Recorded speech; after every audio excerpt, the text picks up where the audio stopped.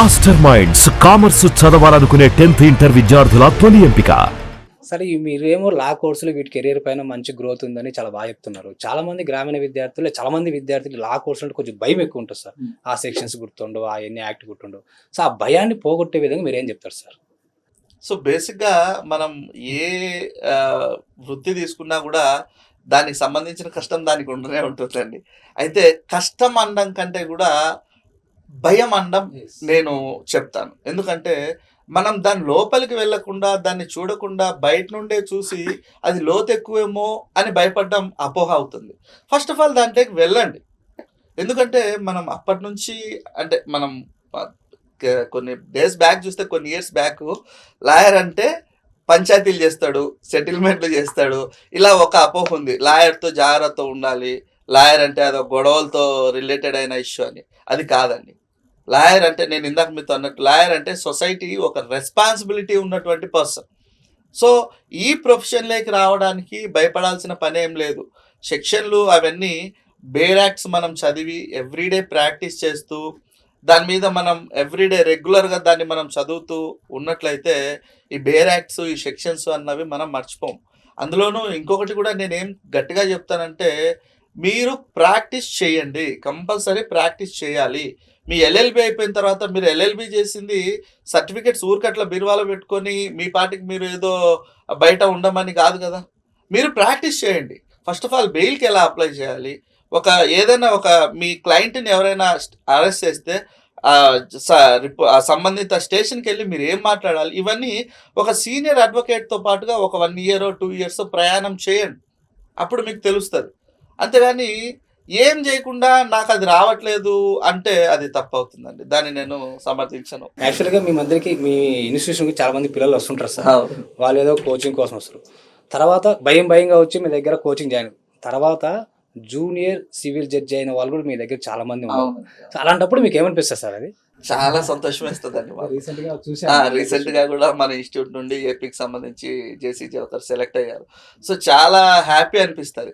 వాళ్ళు రావడం అంటే బేసిక్‌గా స్టూడెంట్స్ అట్లాగే ఉంటారు అనుకోండి. వచ్చిన తర్వాత సార్ కంపల్సరీ నేను ఈసారి క్రాక్ చేయాలి సార్. మీరు నాకు పర్సనల్‌గా గైడ్ చేయండి సార్, నాకు చెప్పండి అంట. మేము మేజర్ ఫోకస్ మేము ఫస్ట్ నుండి కూడా ఏం చెప్తామంటే ఏమండి మీరు ఆన్సర్ రైటింగ్ మీద ప్రాక్టీస్ చేయండి.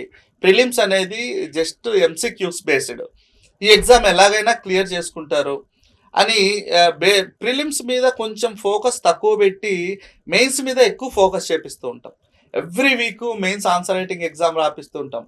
పర్సనల్గా guidance, monitoring every day 5 years అన్నా మినిమం మీరు ప్రిపేర్ అవుతున్నారా లేదా, బేర్ యాక్ట్ చదువుతున్నారా లేదా, ఇలా పర్సనల్ మెయింటెనెన్స్, పర్సనల్గా వాళ్ళని మేము మానిటర్ చేయడం వల్ల ఎక్కువ సక్సెస్ రేట్ అన్నది మా ఇన్స్టిట్యూట్ నుంచి ఉంది. అయితే వాళ్ళు సక్సెస్ అయ్యి రేపు జేసీజీలుగా సెలెక్ట్ అయ్యి మేము సెలెక్ట్ అయ్యాం సార్ అని ఫోన్ చేసినప్పుడు మాత్రం ఆ పడ్డ శ్రమ అంతా కూడా అస్సలు గుర్తురాదు. చాలా హ్యాపీ అయిపోతుంది. సార్ అరోరా జ్యుడిషియల్ అకాడమీ ఏమేమి కోర్స్ ఆఫర్ చేస్తుంది సార్? యాక్చువల్గా మన దగ్గర ఫస్ట్ జూనియర్ సివిల్ జడ్జి అనేటువంటి కోర్సుకు మనం ఆన్లైన్లోను అలాగే ఆఫ్లైన్లోను కోచింగ్ ఇస్తూ ఉంటాం. After that CLAT every year క్లాట్కు మనం కోచింగ్ ఇస్తూ ఉంటాం. AP law set, Telangana law set, అవే కాకుండా అసిస్టెంట్ పబ్లిక్ ప్రాసిక్యూటర్ అని ఒక పోస్ట్ పడుతూ ఉంటాయండి. ఎవ్రీ ఇయర్ కాకుండా ఎవ్రీ 2 ఇయర్స్కి ఒకసారి అయినా పడుతూ ఉంటాయి. ఈ అసిస్టెంట్ పబ్లిక్ ప్రాసిక్యూటర్కు అలాగే all India bar council AIB అంటాం. సో ఈ ఆల్ ఇండియా బార్ కౌన్సిల్ అంటే ఏంటంటే ఎల్ఎల్బి కంప్లీట్ చేసుకున్న తర్వాత మనం మన డిగ్రీని రిజిస్టర్ చేసుకోవాలి. ఫర్ ఎగ్జాంపుల్ చాలామంది స్టూడెంట్స్ ఏం చేస్తూ ఉంటారంటే తెలంగాణ బార్ కౌన్సిల్లో రిజిస్టర్ చేసుకుంటారు. అంటే తెలంగాణ బార్ కౌన్సిల్లో తెలంగాణ కోర్ట్స్లో వాళ్ళు వాదించడానికి వాళ్ళు ఎలిజిబుల్ అన్నట్టు.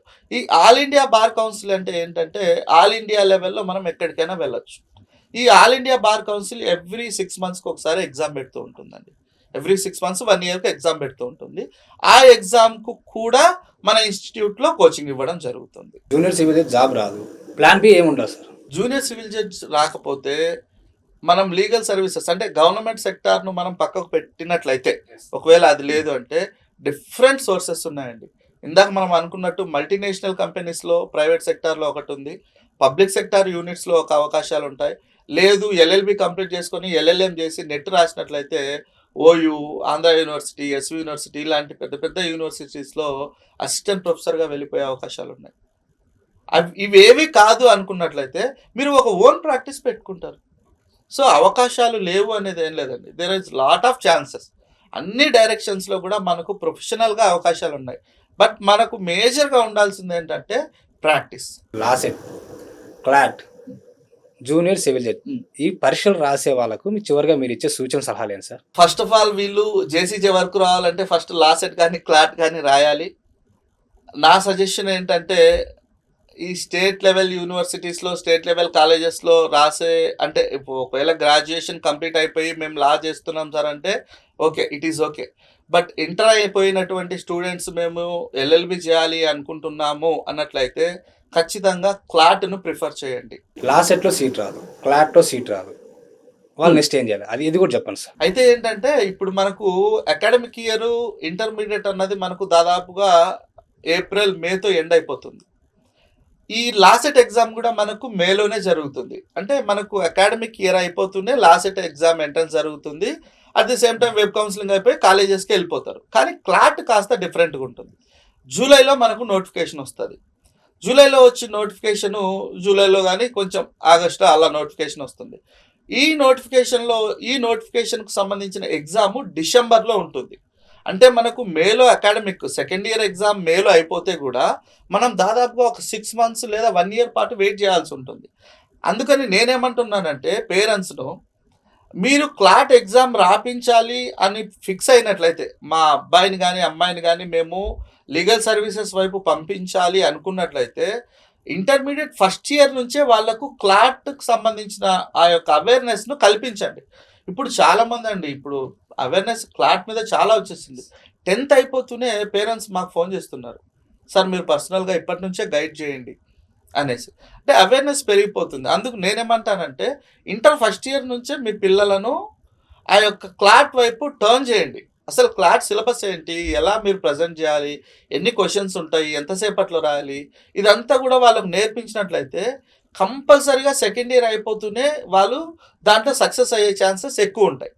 చాలామంది పేరెంట్స్ ఏం చేస్తున్నారంటే ఇప్పుడు మేలో ఇంటర్ ఎగ్జామ్స్ అయిపోయాయా, ఇంటర్ సర్టిఫికేట్ వచ్చేసింది, అప్పుడు జాయిన్ చేస్తారు క్లాట్కు. డిసెంబర్లో, అంటే దాదాపుగా మనకు మే నుంచి డిసెంబర్ వరకు ఒక 6-7 months టైం ఉంటుంది. ఈ 6-7 monthsలో ఏంటంటే పిల్లలు ఆ యొక్క క్లాట్ సిలబస్ను వీళ్ళు డైజెస్ట్ చేసుకోలేకున్నారు. సో ఓవరాల్గా ఏమవుతుంది, దాంట్లో ర్యాంక్ రావట్లేదు. మళ్ళీ నెక్స్ట్ అకాడమిక్ ఇయర్లో వాళ్ళను డిగ్రీలోనో ఎక్కడో జాయిన్ చేస్తున్నారు. అంటే దాదాపుగా 1 year ఆఫ్ టైం వాళ్ళు వేస్ట్ చేసుకుంటున్నారు. అందుకని నేనేమంటున్నా, ఇంటర్ ఫస్ట్ ఇయర్ అయిపోతూనే వాళ్ళకి అక్కడి నుండి వాళ్ళకి ఆ క్లాట్ అన్నది ఇంజెక్ట్ చేస్తూ ఆ బీజం అన్నది వాళ్ళకి అక్కడే మీరు వేశారంటే ఇంటర్మీడియట్ సెకండ్ ఇయర్ అయిపోయిన తర్వాత కంపల్సరీ వాళ్ళు సక్సెస్ అవుతారు. ఒకవేళ క్లాట్ ర్యాంక్ రాకపోయినా లాసెట్ ర్యాంక్ రాకపోతే వాళ్ళ పరిస్థితి ఏందని? లాసెట్లో ర్యాంక్ రాదు అనే పని లేదండి, కంపల్సరీగా ర్యాంక్ వస్తుంది. ఒకవేళ ర్యాంక్ రాలేదు అంటే కంపల్సరీగా మేము లీగల్ సర్వీసెస్ వైపే వెళ్ళాలి అనుకుంటే నెక్స్ట్ ఇయర్ మళ్ళీ అటెంప్ట్ చేయడమే. లేదు ఇంకా ఏం చేద్దాము అనుకున్నట్లయితే ఇంకా ఆ ఇయర్ వేస్ట్ చేసుకొని నెక్స్ట్ ఇయర్ వీళ్ళు డిగ్రీ క్లాట్కి వెళ్ళిపోవడమే. క్లాట్ అయితే కంపల్సరీ 1 year ఎట్లయినా, ఒకవేళ ముందుగానే వాళ్ళు జాయిన్ అవ్వలేకపోయి ఉంటే 1 year టైం తీసుకుంటుందండి కంపల్సరీ. ఈ లాసెట్కు సంబంధించింది, లాసెట్లో మనకు సీట్ రాలేదు, మినిమం క్వాలిఫైయింగ్ అవ్వలేదు అంటే అట్ ది సేమ్ టైం మనం డిగ్రీలో జాయిన్ అయిపోవచ్చు. ఎందుకంటే మనకి ఎట్లాగూ జూన్ జూలైలో డిగ్రీ కాలేజ్ ఓపెన్ అవుతాయి కదా, మనకి లాసెట్ కౌన్సిలింగ్ కూడా అదే టైంకు కంప్లీట్ అయిపోతుంది. ఇప్పుడు నాకు తెలిసిపోతుంది కాలేజ్లో సీట్ వచ్చిందా రాలేదా. సీట్ వస్తే బెటర్, లేదు అంటే డిగ్రీలో జాయిన్ అయిపోవడం.